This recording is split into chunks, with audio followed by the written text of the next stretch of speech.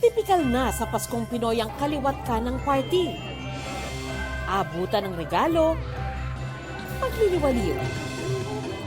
Pero sa ilan, ang tunay na diwa ng selebrasyon, mismong si Jesucristo.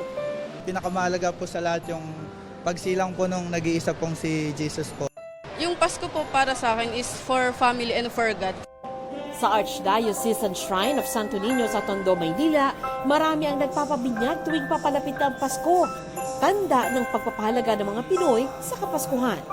Pag dumarating ang panahon ng Kapaskuhan o maski man lang Disyembre, dito na ang may pinakamaraming binyag. Sa buong simbahan siguro sa buong Archdiocese of Manila, ang Tondo ang breaker holder ng may pinakamaraming binyag.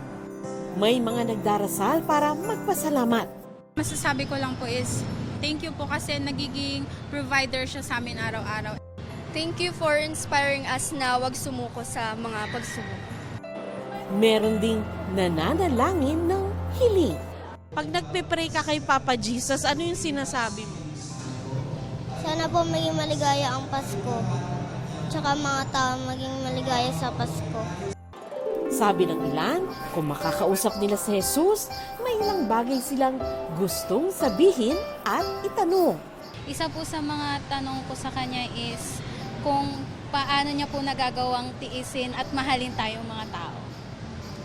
Dahil kasi po, feeling ko po sobrang hirap na mahalin ng mga kagaya natin sa kabila ng mga nagagawa nating kasalanan araw-araw. Kung may gusto man po akong itanong sa kanya, so, kailan po siya darating? So parang, ako kasi parang para sa akin, hindi ako natatakot sa ganun.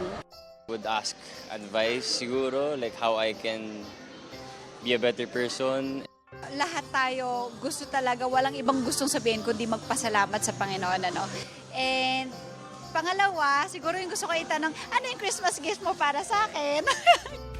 Kumbaga, sabi ni Father Judy Banez, mahalaga ang patuloy na ugnayan kay Jesus.